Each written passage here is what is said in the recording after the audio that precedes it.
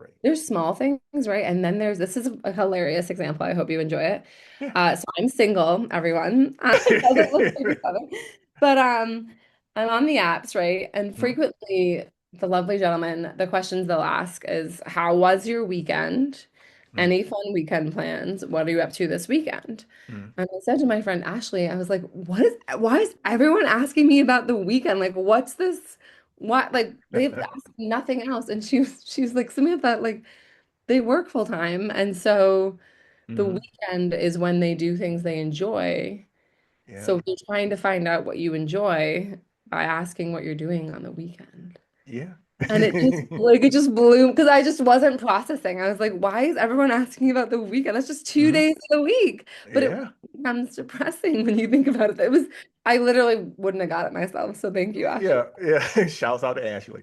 And the thing about it is to them, your their weekend is your Wednesday. Everyday people working 9 to 5, saving up that money, trying to survive, investing in the future, trying to be wise. We're gonna be money heroes. Yeah. Hi, I'm Nick Johnson, host of Everyday Money Heroes, and I've reached early retirement. I'm here to provide information on how to obtain financial independence and inspire you through sharing stories of everyday people who are turning knowledge into freedom. That hustle, always reaching for the sky. We're gonna be money heroes, never gonna shy.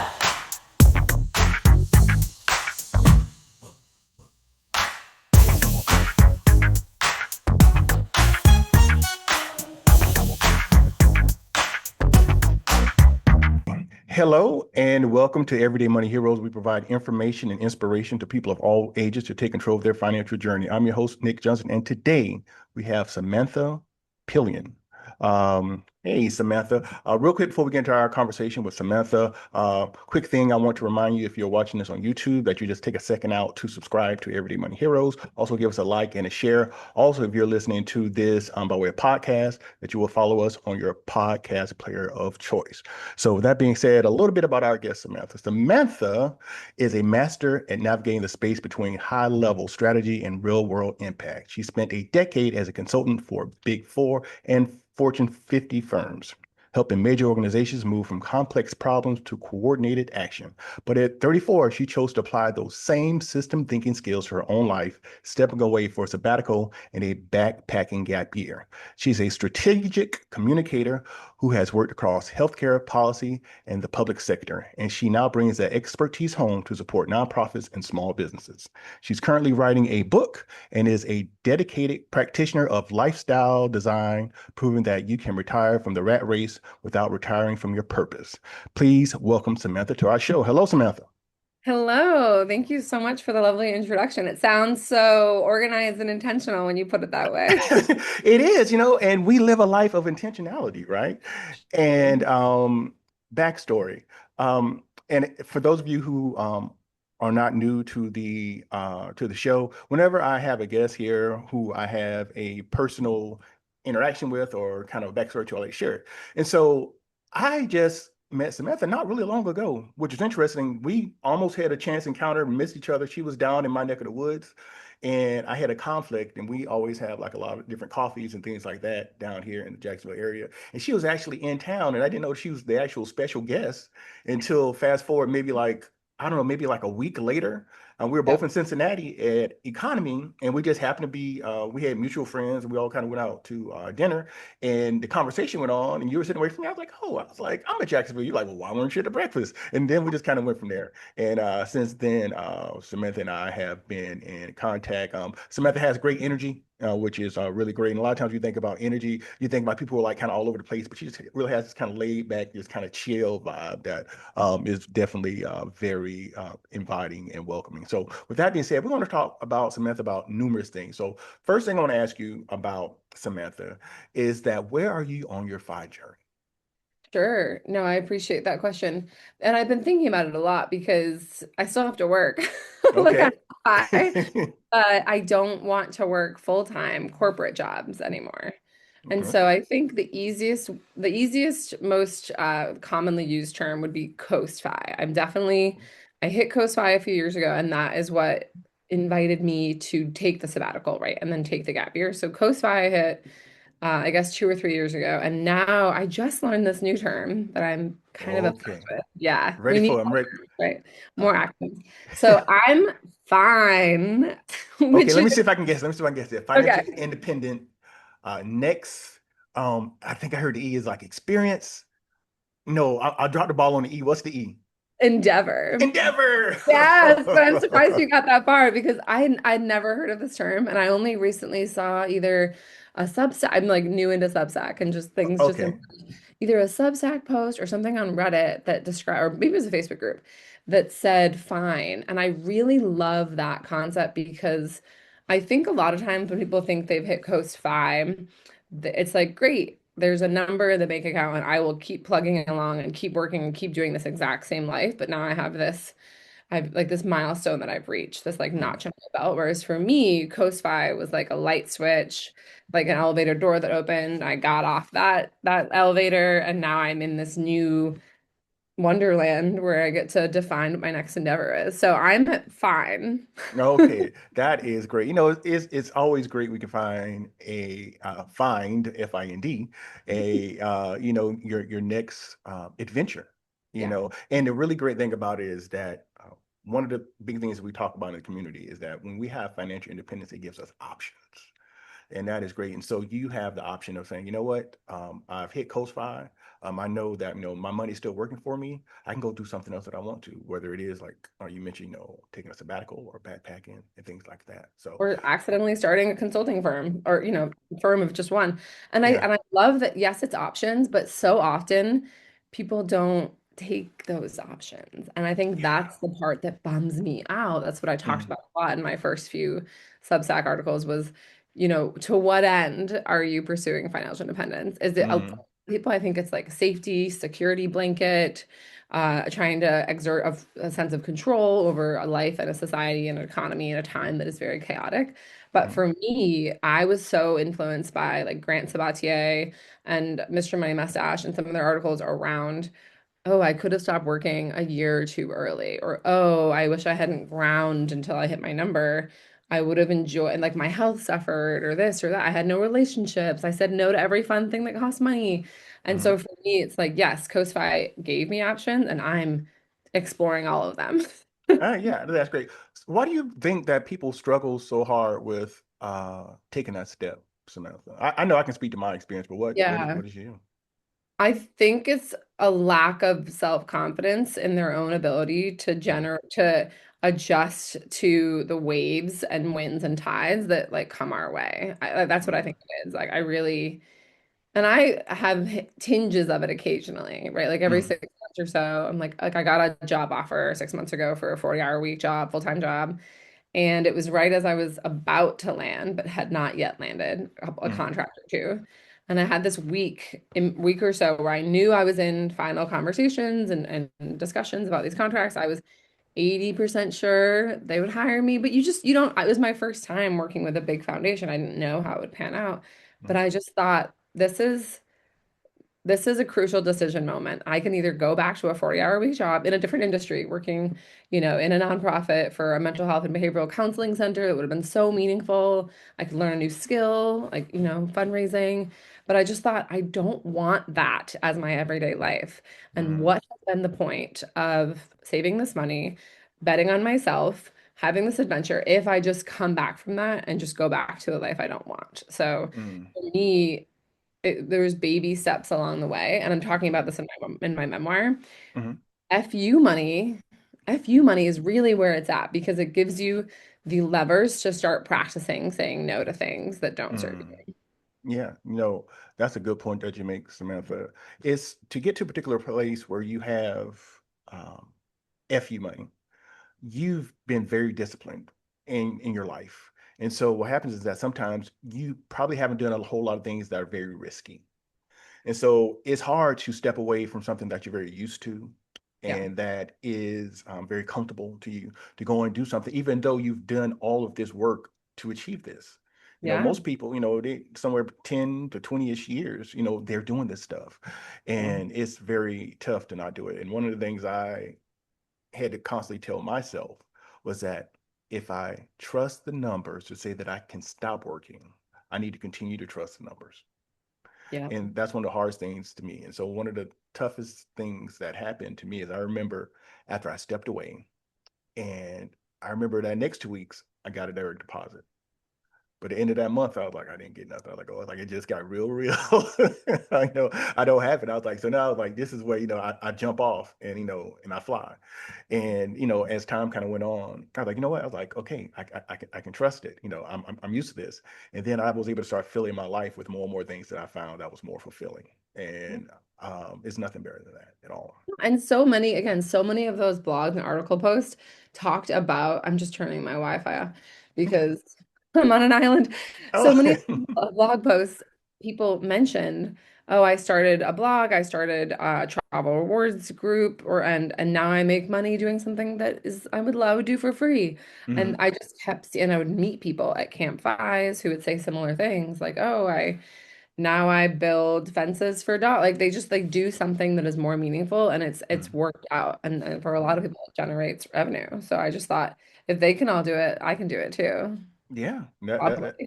yeah. One of the things that really helps from the community is that being around people who are doing this, and you don't have to just kind of wonder if it's possible. You can actually see it happening in real life, Yeah. which is extremely beneficial. And one of the things I tell people as well is that when you get to the point where you are a seasoned professional, 10, 15, 20 years of a career, and then you are able to stop working and then go and give that very um, beneficial skill set to like a nonprofit or to volunteer somewhere is huge.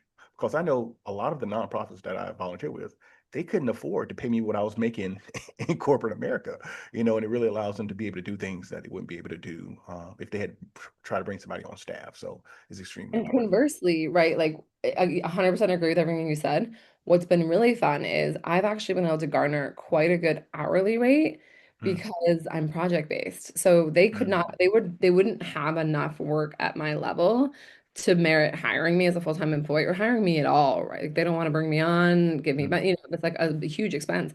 But I can just come in and say, oh, you need to automate this process. Let me build you something that can do that. Oh, you need a strategy deck for this. Let's figure out how many hours that would take. Here's my hourly rate. And mm, they can each sort of opt in to like projects that are the right skill set for me, but that mm, don't require them bringing me on. Or right where I live, it's a small island 30 miles out to sea. They would have to hire an off-island firm who would have to travel here and like the extra oh, cost of like hiring up an mm, actual firm versus they can get big four consulting skills with the local island. Like it's blown my mind how what mm, I have to offer is actually a niche here mm, that is desired. And I usually am having more people coming to me for projects than I have time to do. So mm. Yeah, it definitely allows you to have your next endeavor, and that's what you're doing. And I know sometimes I tell people I'm retired. Sometimes I don't.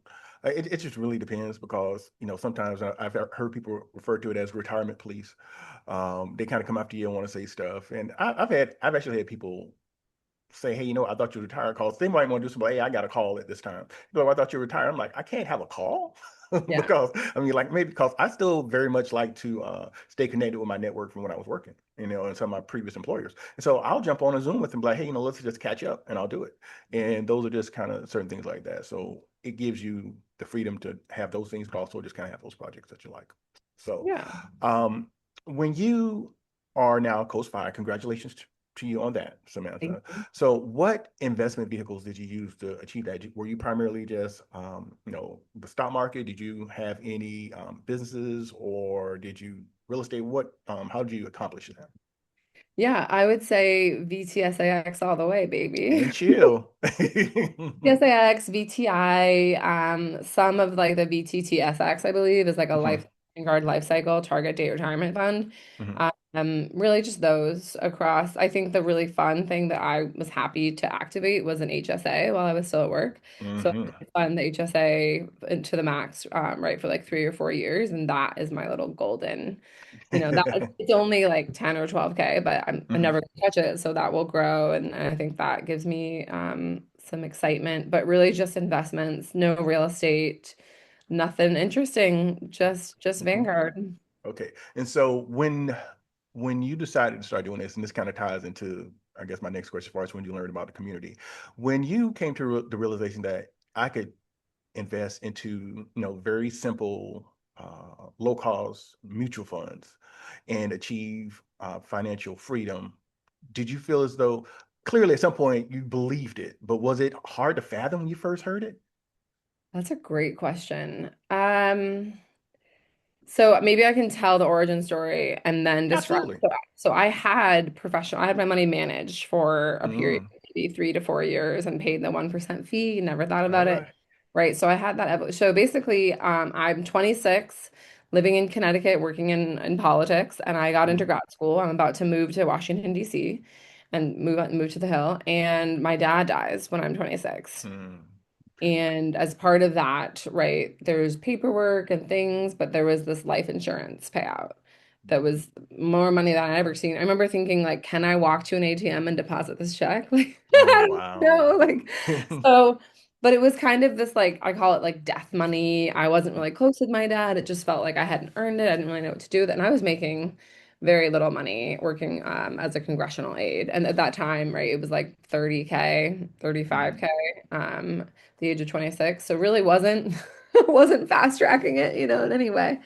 And I remember like I just called. I didn't know what to do with it, so I just Googled like how does investing work? And because I had enough, I called Vanguard Personal Investors and Mm. agreed to just have them do it. I worked well, I didn't work there then, but when you work in some consulting firms too, you can't invest in certain things, so sometimes it's just Mm. easier to do something like that. So I called them up. They said, "Great, we'll take it. We'll give you a little bit for grad school and just don't think about the rest." So Mhm. I didn't. I gave them like 80% of it and just said, great, I don't want to touch this or think about it.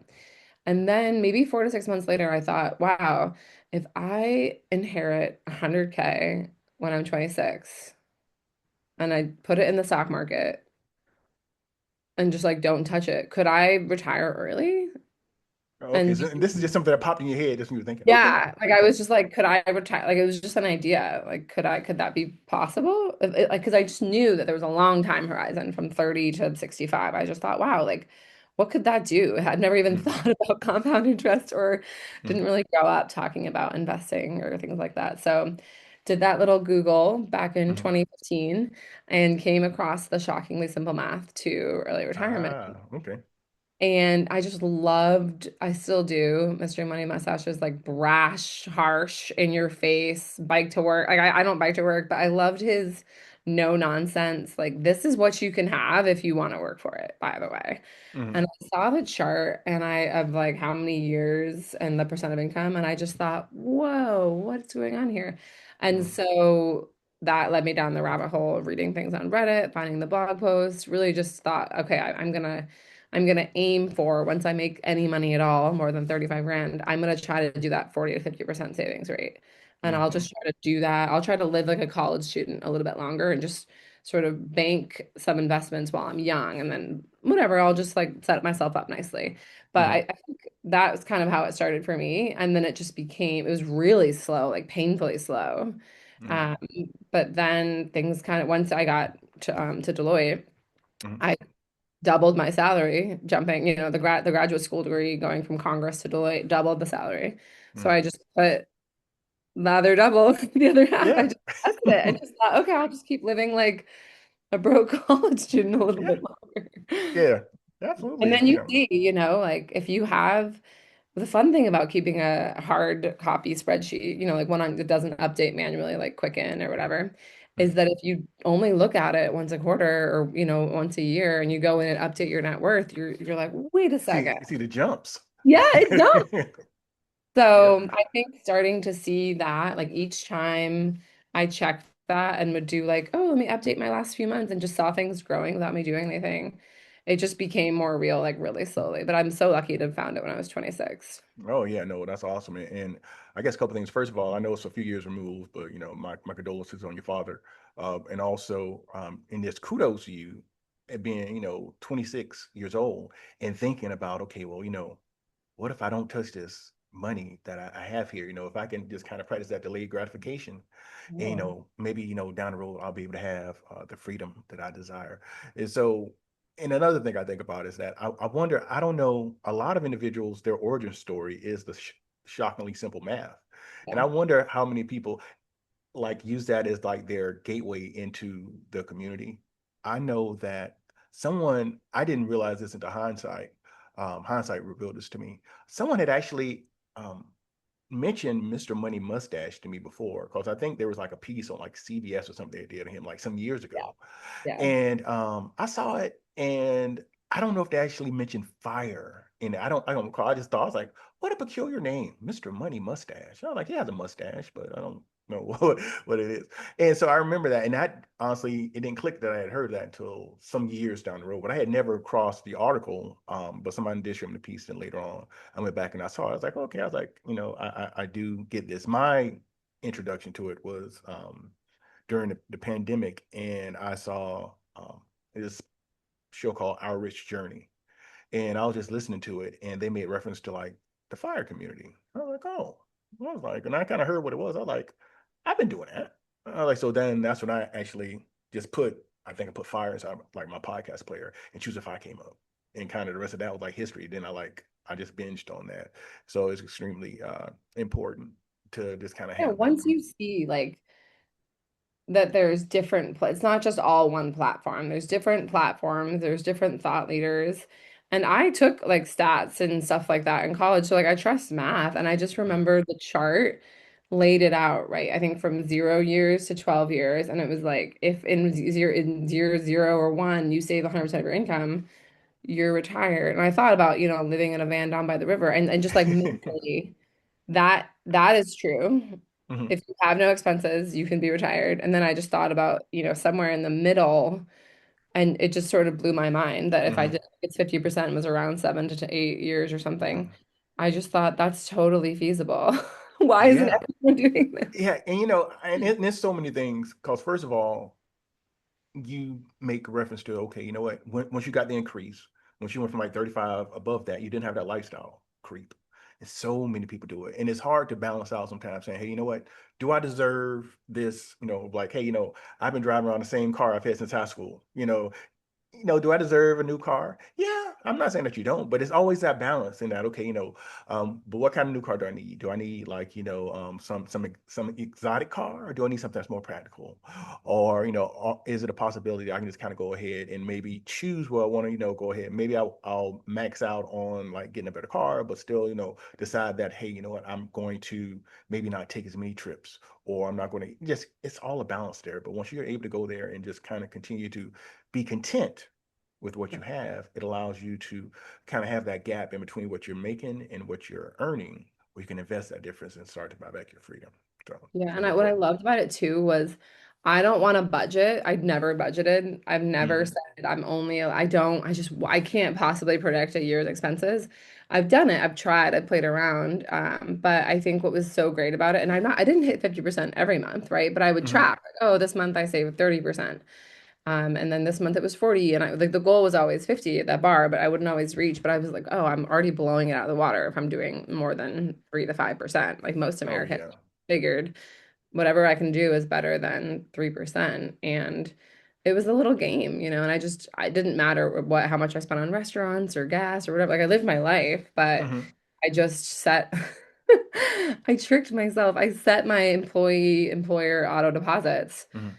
to just go into these accounts. And then it gave like whatever I saw in my checking account, I just had this illusion that I had way less money. And so that Mhm. kept me on the budget was the illusion that there was, oh, well, there's only 1,500 in my checking account. I guess I'll just spend that the next 2 or 3 weeks until I get paid again. Mhm. And the other 800 just, is hiding in my investment accounts. Yeah, you really have to sometime.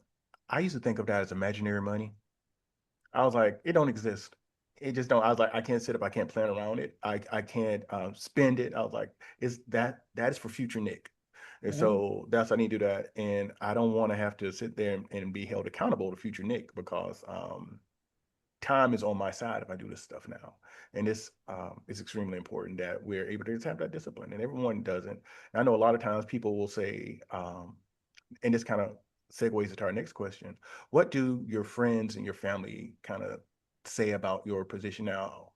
I know that a lot of times people say, okay, what do your normal friends think about what you're doing? I'm like, well, it's like, first of all, it's sad that this is considered to be abnormal, what I'm doing, but I guess it's not, common practice for what is happening here. So what do your family and friends think about, Samantha, as far as, okay, she's, taking a gap year and sabbatical and all sort of stuff, what do they think about it?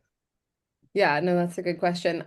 So my mom has always like my mom and my brother and I are very close, and my mom's always known that I'm like a smart cookie who's like really capable. And so I told her right back when I first discovered it, we're very close. I kind of told them about this, and it's like any fad or phase people you go through, like, oh, I found this Mm, all these books and these podcasts. But I think because I told them about it and like when I was 26, so back in 2015.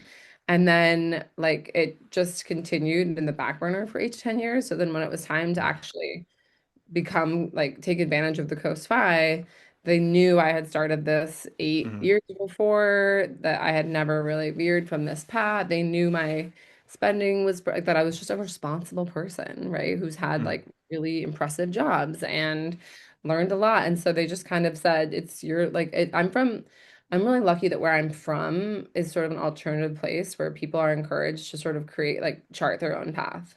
And a lot mm, of people, because of the seasonality of the island, will work their butts off all summer, 2 or 3 jobs, make all their money, and then sometimes they'll leave and go work at ski resorts, or they'll leave during the harshest time of the year and go like on vacation. And so mm. it's people have a very entrepreneurial. There's lots of ways to make money here. The joke is if you're here and you have housing, you'll get a job. So I think like this community wise, like no one has like been alarmed or judgmental. I think there were a few people in like the Deloitte, like that traditional corporate ladder area that thought the sabbatical, the 3 months was going to be it. And Mhm, then when I announced the gap year, 6 months later, I took a mhm, sabbatical of 3 months, came back to work. I was like, I promised I would. I promised I would come back. So mhm, I did come back. I worked those 6 months and then I said, bye, everyone. I'm going to leave for real. I had friends at that stage, normal friends, mhm. who said, only you know how much money you have. Okay. And I was like, well, okay, thanks for that. Like you have chosen, my friend, right, to get Mhm, married and to have multiple babies. And because of your life expenses and the choices that you've made, your life requires you to live in your house and probably keep working and mhm, like make enough to fund the lifestyle that you chose. I'm choosing a different lifestyle that has different criteria. Like I don't need to be located in one place. I don't need to earn enough to pay for 2 to 3 miles, right, of food. mhm. And so there was a little bit, I think there's still a couple of my really good friends in the normals who just kind of think, Ooh, I like that the normals. like, what do they think? They're like, oh, we go to Samantha for investing advice, we go to her for Mhm, retirement advice, but when I try to share the fire stuff, mhm. they're like, no, no, that's your thing, honey. Like, I'm glad that you have fun with that. Like it's like quilting or something, you know? Uh-huh. And I don't know, they're just not interested. I've had zero success converting normal friends into the Mhm, fire movement, which is why I'm so glad I made 5 friends, right? Because those are mhm. the cheerleaders that just get it. Yeah. From Yeah. the first part of your conversation, they expect you to be different, to do different, to act different, to live different. And that is just, they're like, which ways are you being different? And I think Mhm, that's been really helpful and supportive. So I think family, no questions asked, amazingly supportive. Normal friends are just think I don't think they believe that it's vi either viable mhm. or viable for them, or they're like, well, I want to work. I want to contribute to society. Okay. They're like, I don't, they're like, I want to like have a career. Mhm, I don't want to say brainwashed, but mhm. they've adopted the values of our capitalist society as their own. Yeah, and I know one of the things I hear often is that they say, "Oh, I'll be bored." I'm like, well, I was like, well, if you don't have to work and you're bored, you're doing it wrong. I was like, that is, no one stops working to sit around and watch Netflix. You know, No, that I don't even, that I just canceled my Netflix because I don't have time. I honestly, I don't have time to watch it. So I was like, not worth the $9 a month for the ad version. yeah, it's not, I'm literally to the point now where I've having to be more strategic about the things that I'm saying yes to. Yeah, Because I found myself saying yes to so many things. And I was like, man, I'm moving. And yeah, so you really have to figure out, what's the highest and best use of my time? How can I have the largest impact with my time? But yet still have time for the things that really matter to me, for my wife and my kids, and things like yeah, that, and just being present for my immediate community. So I really yeah, try to figure that stuff out. And just like you said, it's about choices. You know, yeah, I wish I was able to convert my friends. There's also some, I guess I could say a little regret that I was not able to, but ultimately we do all have our own, we make our own decisions. yeah, And so it's like, okay, I start trying to convince you, say 20 years ago, that, hey, this is a possibility. And then when you see that what I said I was going to do 20 years ago actually did come to fruition, what I picked up from some people is that they feel like, okay, well, I missed the bus. I can't do anything now. I'm like, no, like you can still drastically impact your life. yeah, If you just start to practice, some kind of core things to set yourself up for future down the road. But now it's like, okay, now they kind of have this fear that they've missed out, which is, tough. So, yeah. And I mean, like, I'm 37 now, right? And I have had friends since for those 8 years who've known about this. And I think they weren't surprised, right? Like when I did take my sabbatical and the gap year now, they're mm, they're actually it's I think they probably just thought I would save a lot of money and maybe retire when I was 50 or something, you know? mhm. And I'm like, no, no, we're here for a drastically different life. And part of me feels like part of the mantle I carry is showing, not Mhm, telling. I am now showing what mhm, you can do when you amass a certain amount of financial independence and wealth. You can actually take a bet on yourself. And mhm. what's been really rewarding now that it's been a year and a half or two or however, it's been a minute since I've been doing this, is to have my friends come to me and say, a year or two ago when you presented at Camp Fi, that really inspired me. And now I'm doing that. It's mostly Fi Mm, friends, but I'm just happy that I can convince a couple of people in the Fi space to make some changes and enjoy their life a little bit more now, you know. yeah. That is a great segue into sabbaticals and gap years, My favorite Samantha. topic. Yes. And so you have a couple questions I have for you. And let me not break too many of the interview rules because I know you can't fire off too many questions at one time. So let me just Oh, I'll go remember that. ahead. Yeah, You're okay. Yeah, okay. When I hear of if I was someone and I heard the term sabbatical and gap year, is it the same? Is it a difference? How exactly would you describe a gap year versus a sabbatical? Yeah. I'm sure there's better definitions on the internet, but the way I think of it is a sabbatical is a short-term break from something you plan to return to. Hmm. And so for me, whether that's return to the same industry, the same company, the same exact job, a sabbatical is this, a lot of times it's like professors who go on sabbatical to go study their research and then they come back, they're working, but then they come back to do their regular job. Hmm. So for me, the sabbatical was the entryway. And I negotiated 3 months of unpaid leave from my employer and promised to come back. Okay. And the only reason they said yes is because I didn't say it in a mean way, but I said, I'm doing this. I need 3 months off. And they kind of offered some interim middle ground options. And I just kind of said, no, I really need the full 3 months off, or I'm prepared to give my notice. And because they Mm, could talk 100, because again, they knew, my boss knew I'd talked about fire. I'd shared it with mm, I'm an open book. I'd shared it with coworkers. They weren't surprised, right? mm, So they agreed, and that was the sabbatical. It was short term, and I knew the whole time I was traveling and frolicking and having fun, I knew I had this deadline that I mm, had to be back in the States, and I had my computer in storage Mm, and I had to log back into that same job. So that was a sabbatical. The gap year is kind of funny. So I'm 37, but I do look great for 37. yes, So there you go. I would have not said 37, so yes, ma'am. this is relevant because frequently on my gap year, I would be like, I would tell people, oh, I'm on a grad. I call it a grown-up gap year for a while, like here in Mm, the States, to just kind of signal that it's not the year between high school and college or college and grad school. It's not like a year in between schooling. mm, And so I called it a grown-up gap year, but then I got lazy and just called it a gap year. And uh, people would look at me and say, "Oh, what's your major?" I'm Because majoring like in life. That's what I'm doing. yeah, I just was like, thank you so much. I'm probably in my mid 30s. But great.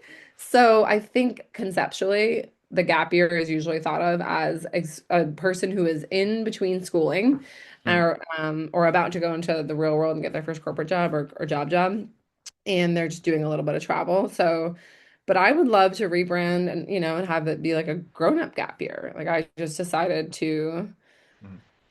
go travel and there wasn't an end date for that, Okay. right? There was like a start date and then there was this concept that I had money set aside for that year and we would see like how the year went and if I got bored and wanted to cut, if I got bored, joke, right? Uh, And wanted to come back or if I didn't like long-term traveling, then I could come back. okay. So you negotiated 3 months, and a couple things that come to mind for me is that first of all, most individuals sadly are not able to take 3 months worth of unpaid time from work Yeah. Yeah. because it will be a financial hardship for them. Um, Also, another thing is that you have to be a solid performer at Yes. your job for them to be like, okay, we will allow you the opportunity to leave and come back. Because if you're not a solid performer, you're like, well, you can just go. Yeah. Don't worry about the comeback piece. And so those are some things that come to mind for me as far as if someone wants to do a sabbatical. Um, so if I wanted to contemplate taking a sabbatical, how would you suggest me approach that now that I've looked at my expenses saying, okay, well, maybe 3 months be good for me. I know that I have emergency savings. I have enough money to actually be able to function in that time. How would you suggest someone approach the request for a sabbatical? Sure. First, I would decide like why are you taking the sabbatical? What is the reason? What will it look like for you? I knew for me it was going to be going to the Bali Five Freedom Retreat. I wanted to Mm, travel. I wanted adventure. And so I knew right off the top that my expenses would be significantly lower in Southeast Asia than they were in mm, Washington, D.C. mm, So as I mapped out the budget, that was really easy. You also have to decide how much you're willing to commit. This sounds extravagant, but I also did all the work to rent my house out furnished. So mm, I found a renter and I had someone fully cover my mortgage. But that was a lot of work mm, to like move out and only partially move out, find a tenant. Like that was my first time ever being a landlord. So I lined up all of those things and had everything ready. And then like, kind of went to work and said, mm, I'm gonna do this. At the time, I didn't have this resource, but now it exists. Is I would say Jillian Johnsred's Retire Often book mm, is the only book you need to think about taking sabbaticals, taking gap years. I did her group coaching program after my sabbatical and before the gap year, and just every worksheet she made is just it's just so worth it. So mm, she talks about having a purpose. What made it really a little bit easier, I think, is the idea, she talks about this a lot, is talking about how this is a once in a lifetime opportunity. You go to your mm, boss and say, hey, my mom's getting older. We've always wanted to hike the Camino before her knees go. We really want to do like we want to go do this. It's like once in a lifetime, short, time bound, and you kind of give them like a story that makes it compelling and it mm. reassures them that you're not going to be asking for this again, which Okay. wasn't really the case for me. I decided to leave. But I kind of said, like, listen, coming out of COVID, I found this new community, the f.i.r.e. community. I'm obsessed with them. I Mm, need to spend more time with them in person, as much time as possible. And I've gotten invited to this retreat, which was the first one. It was small and it was a okay. limited number of people. I got the ability to go to this event, and it's the other side of the world. It just doesn't make sense for me to go for a week or two. Mm, And this is just, I've always wanted to travel. And so you just have to tell the story. And, your boss likely wishes that they'd done this. Like, okay. it's cool. Mm, Everyone is excited about it. But yes, the being able to take 3 months unpaid was huge. And they did come back to me and say, well, Samantha, if we give you the sabbatical, we'll have to say yes to everyone. And mm, I did say, with all due respect, I don't think there's many people on the team that could take 3 months off unpaid. They've got children, they've got one of them just bought a brand new house. Like I don't think this is going to be as big of a problem as you think. And yeah. so, Yeah, everybody, like I said, cannot do that. There are places where I know, I think there's maybe a little bit of a different perspective now that employers understand that sometimes sabbaticals is still can be a form of self-care for an yeah. individual, because if you are struggling or if there's just certain life events that are going on, you can't be entirely present Yeah. there at your employer. So it's better for me to go ahead, leave for a little while so that I can come back and then be completely present versus just kind of being here and only being a shell of my person, if I don't go ahead and have this experience or take this time away. So that's definitely great. Yeah, and Jillian talks about this. She talks about how it actually takes 6 weeks for Mhm. you to fully like decompress Mm, and just feel like I don't know, like whole or centered again. She talks about there's like been this research, people will take this time off and everything will be good, and then they'll hit this 6 week mark and just kind of have this, second wave of just overwhelm and surprise and lassitude or, whatever. mm. So you do need sometimes a significant chunk of time to reset. Yeah, I know now when I step outside, I remember when I was working, I would go, and the hardest parts of me, I didn't really care about like, winter, like leaving office and like going to lunch. It was like during the spring and the summer when I would step outside and the sun would be on my face and I would hear the birds chirping. And I would call, spring fever. And I'd be like, man, I was like, I do not want to go back inside here, this cubicle, man. And so it's like, I have that ability, even like now when I step out during winter, I still hear the birds sing, just because I have that freedom and that opportunity to be able to do some of those things and just kind of be just present, with Yeah. whatever I'm doing, and it's great to do that. So, And set your own schedule, right? Like if there's mm, a really cool yoga class in the middle of the day, I just go to it and then I work in mm, the afternoon. Like I do my consulting work and I mm. build I the work, I really should work more hours, but the work happens around my other more important or, more important life events. Yeah, and now I was thinking about how much time I've gained because usually if I need to do anything in life, it was either before work or after work when everybody else had to. I go and do stuff in the middle of the day. I just walk right in. It's like, can I help you, sir? I'm like, Yeah. okay. I was like, there's no Yeah. line. Yeah. So there's a lot of stuff that, just the little small things I didn't really think about a whole lot until like I actually was in it. So that's great. There's small things, right? And then there's this is a hilarious example. I hope you enjoy it. Yeah. So I'm single, everyone. And looks amazing. Doesn't look her age. So there you go. It doesn't look like each other. But I'm on the apps, right? And Mhm, frequently the lovely gentlemen, the questions they'll ask is, how was your weekend?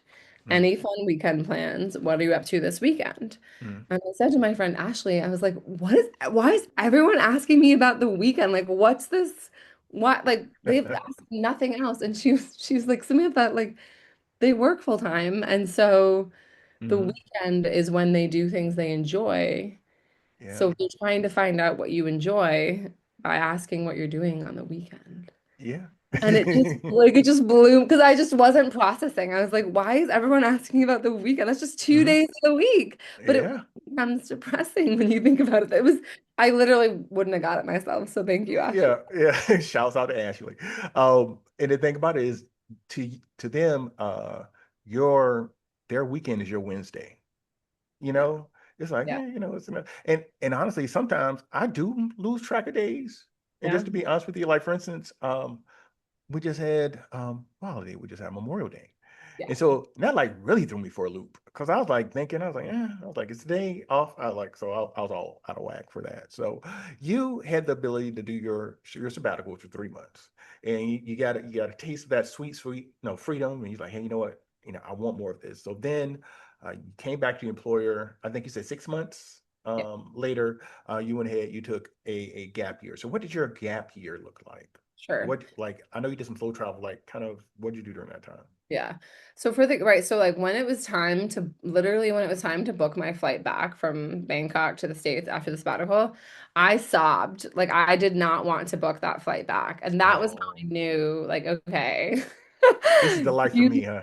This is the life for me, or something about this life is because when I was working at that stage, it was work from home, remote at my home alone in DC, and I would go like days without seeing anyone I knew, having a meal with anyone. If you make plans with friends and it just happens to get canceled, like I just didn't, it wasn't a small town, it was a big city, very anonymous. So I just knew Mm, that that life made me very, very miserable.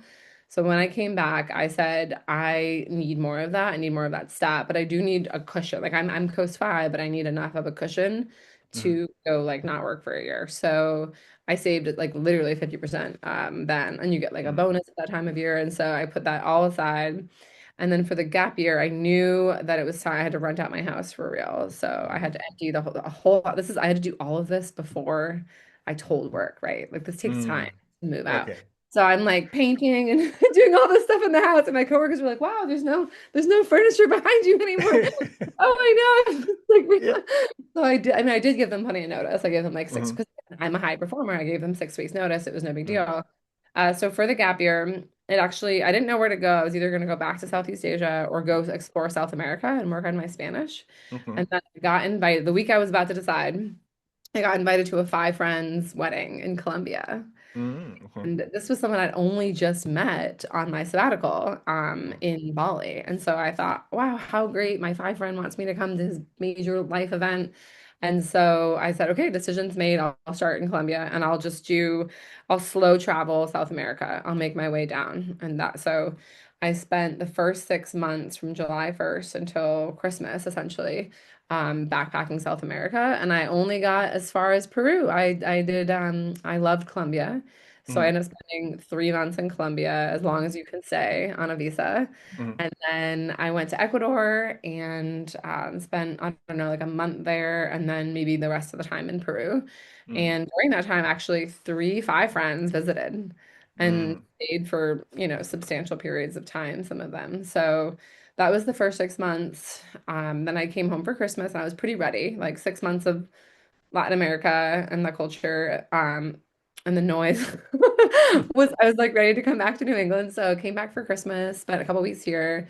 Then I went and visited some friends in Germany, did a little trip to Portugal to see mm. Madeira, all, kind of a budget way. And then came back to the States. I kept having like major life events for some friends, like bachelorette parties, weddings. So I came back to the States for that. And then I went to Mexico for maybe 2 or 3 months and hung out there. My mom came and joined me. We had a mother Oh, daughter. that's great. Yeah, and then it was time to come back for a wedding. So the year flew by, right?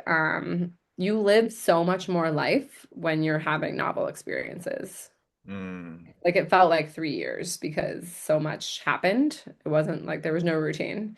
But by the end, I was kind of like it does get old. So I was just kind of going to the gym, going to the grocery store, doing Spanish lessons, going to the beach, making friends, and just it was very non-touristy. The last couple months in Mexico, be mhm. like one touristy thing a week. Oh, wow. Yeah. So I guess moving forward, if we talk about where does Samantha see herself as far as like you have these options, right? You've done a sabbatical, you've done a gap year, you have the time freedom to be able to kind of work on projects that you find interesting. What is next for Samantha? I mean, how do you Mm. see as far as like kind of your journey? That's a great question. I love that you're asking that too because it's messy, right? Mhm. Like I think when you look back, things look intentional and organized, and they are always intentional, but they're not like I'm not the architect. I'm more just like on the roller coaster Yeah. and making decisions about which rides to get on, right? Mhm. Um, and so right now I've been back home for the past year. I don't know how it's been a year. I've been able to do really meaningful work. Mm, studying and researching the housing crisis on Nantucket. It's been incredibly mhm. meaningful to work on what's one of like the top issues for my hometown. And I think I'll do that I think I might get another contract to do that for the next 3 months and stay here for the summer, spend time with my family. And then I was trying to decide what to do, where do I need a home base? My stuff's been in storage for 2 years. So anyone who tells you to just get rid of your stuff and not put it in storage is totally right. I wish I didn't have my stuff in storage for over 2 years now. Mm, It's hard to downsize when it's all in storage. right. So there's been some thought around finding a home base. I explored a few places, including Jacksonville, which you mentioned at the top. Come on Yes, down. it's still an option. I'm willing to be, convinced. Hmm. But I haven't been able to settle on what would be like, how do I want my life to be the next year? And Hmm. so what I did know was that doing a yoga teacher training has been on my list for years, like on my goal wish list for years. So I finally booked one. And so this Okay. November, I will Mhm. be returning to Bali to do a month-long in-person yoga teacher training in Oh, Ubud. wow. That sounds Yeah, exciting. So, you have that going on, but also one thing that has been mentioned in our conversation is that I know I said you're working on a book, but I believe is that book complete or I wish. okay? It kind of falls to the back burner when I have paid work, and Hmm. um, I do need to work on it. It's something I'm planning to pick back up this summer. It's interesting. I can tell you it's like part memoir, part fire manifesto. Oh, okay. Yeah. I always like a manifesto. Yeah. I mentioned this earlier, but I think not enough cred is given to FU money and how Hmm. that stage of life can really help with some internal growth Hmm. and increase in confidence. And I think that stage was so crucial to me. The decisions that I made that changed my life during the FU stage, Hmm. saying FU to like standard American sick care, FU to partner track at a major firm, whatever it was, I just kind of thought like just because this is the traditional way of doing things does not mean I need to do them. I could Hmm. and when I saw that work out, it's worked out with FI, it worked out with like pursuing like functional medicine as an option. It's worked out leaving partner track at a major firm. Um, I think there's more to FU than just quitting your job if your boss treats you badly. That's kind of like the standard story for FU Hmm. money, what it's used for, but I think it can be used for so many more things. Hmm. So that's the desire, I think, is to write the book is to keep encouraging people that they can have a different life and that it could be like really, really fun. And it doesn't need to Hmm. be like you can't possibly plan out the adventures you're gonna go on. You can just choose Hmm. which ride to get on. Right. No. Well, that sounds great. And I know one thing, whenever, life allows it, and that book is available, we will make sure to mention it here on Everyday Money Heroes for sure. One of the things that you talk about with FU is that it also gives you the freedom to not have to compromise. Yes. And I'm not saying to be unreasonable, but No. at the same time, I remember toward the tail end where because I did go through like a one more year in my job, but I Hmm. remember that one more year. If I didn't want to do it or if I didn't agree with it, I let them Yeah. know. And they'd be Yeah. like, hey, let's do this. Or like, why are we doing that? And I remember my boss's boss one day he came to me and he was talking to me like, he's like, you know what I like about you, Nick? You're a straight shooter. He's like, you don't, he's like, you don't sit here and tell me what I want to hear. It only made me more respected at work. Yeah. It only because it just had you just have this you aren't desperate. Hmm. They know you're being authentic. I remember my boss came to me and said, "Hey, the our boss's boss just got a chief of staff and it's really been helping her out a lot and I would love for you to be my right-hand person, my chief of staff. Would you like that role?" And I said, "Oh, wow, thanks so much for thinking of me. Does this come with a salary increase?" Right. And he said, "Oh, no, it doesn't come with a salary increase. Oh, okay. Does it come with a job title change? Hmm. Well, it would just kind of be symbolic. Maybe in 6 months we could go to HR and think about a new title or a new salary." And I Hmm. said, "Okay, well, I'm not interested. Thank you." Yeah. And my coworkers were like, "You said no to him when he like, aren't you worried you're gonna get fired?" No, I was just Yeah. offered a promotion and name only, he's not Mhm. going to fire me. But Mhm. I just thought, like, F that. No. Yeah. F that and F you. There you go. Like, So, yeah, but nothing happened, right? Like I didn't quit. I didn't nothing major happened, but the internal shift. And then for him to be like, "Oh, I get it," yeah. all those micro moments where you kind of just say like, "No, not interested." Those and then like the world didn't end. You didn't get fired. You didn't get retaliated against. Like nothing bad happened. It only, if anything, you're more respected at work. Like it actually only makes things better when you say no to things that aren't aligned with you. Yeah, that is true. So that is awesome. And I have greatly appreciated my time here with you, Samantha. In closing out here, for those who are listening to this episode and they want to follow you, hear more about what you're doing in the area of slow travel and inspiring folks to take gap years, how can they follow up with you? Sure. Yeah, I think the best places would probably be Substack. It's just Okay. my full name, Samantha Pillion. Hmm. Substack. That's where I'm really putting the bulk of my effort and time into sort of practicing the skill of writing. Hmm. And then for the more fun side, the pictures, same thing, but on Instagram. So at Hmm. Samantha Pillion, P as in Peter, Illion, or actually perfect for this community, like million with a P. That On sounds good. I like that. That is pillion like million. So that is great. Thank you so much. I'm happy that our paths finally crossed, Samantha. I had actually when you talked about going down to like Colombia, I had like actually seen pictures of you and somebody else that I knew. I just didn't know that was you is out of there. So me. yes, that was you. And shouts out to Stacy as well. And so, with that being said, I'm going to get ready to close out this episode. Once again, thank you so much, Samantha, for being here. In closing, I want to just remind everyone that I'm your host, Nick Johnson, and remember to trust the process. Take care.